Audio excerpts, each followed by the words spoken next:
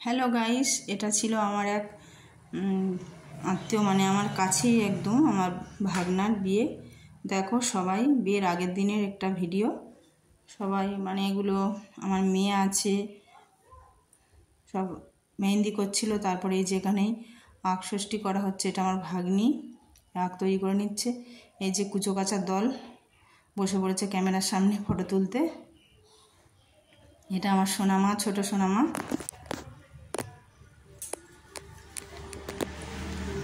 কত কি বলছে দেখো।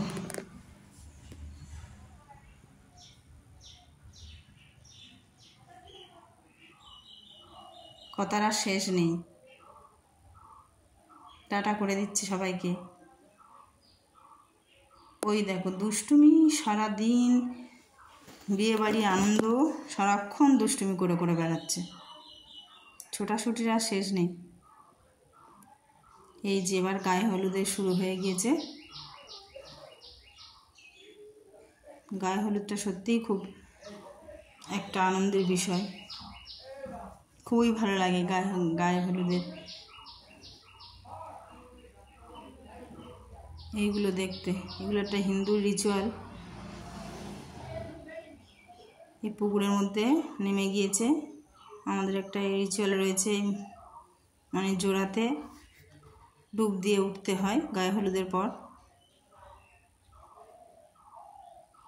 ওটা আমার ভাগনা। আর এই যে এবার নানিমুখ জন্য রেডি হয়ে গেছে, নন্দীমুখ হবে। নন্দীমুখের জন্য এর ফাঁকে আমি আমার সোনামা একটু ননদের বাড়ির ছাদে গিয়ে ফটোশ্যুট করে নিলাম। এই যে নন্দীমুখে বসে গিয়েছে আমার ভাগনা। এই ওদিকে ওই তো ভিডিও ক্যাসেট হচ্ছে।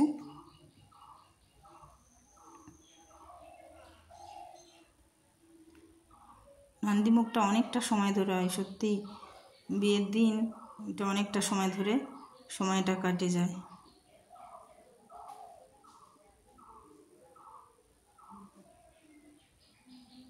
সবাই বলো কেমন লাগছে আমার ভাগনাকে দেখতে।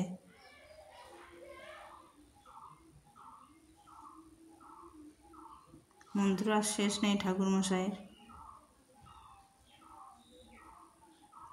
এই যে এবার আমার সোনামা আবার চলে এসছে। এটা বিয়ে দিতে যাবের জন্যে রেডি হয়ে গিয়েছে। এরাই আমার মেয়ে সাজাতে বসেছে। এই সব প্রচুর আত্মীয় স্বজন রিলেটিভ এসছে, সব যে যার মতো সাজতে ব্যস্ত।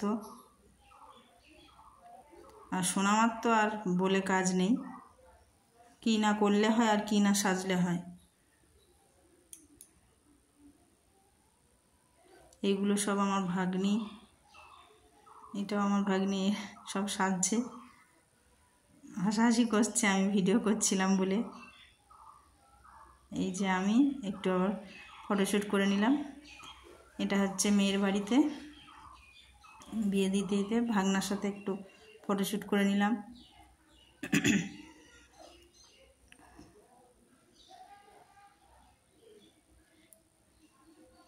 একটু ভিডিওটা আগে পরে হয়ে গিয়েছে। এটা হচ্ছে বেরোনোর সময় বরণ করা হচ্ছিল সেইটা।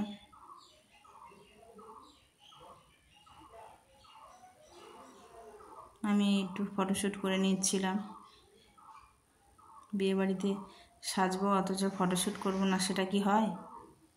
তাহলে তো সাজটাই অসম্পূর্ণ হয়ে যাবে।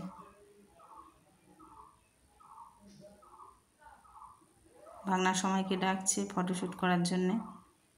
সত্যি বিয়ে বাড়িতে এই ফটোশ্যুট একটা আলাদাই ব্যাপার, এগুলো স্মৃতি হয়ে থাকে পরে যখন এগুলো দেখি।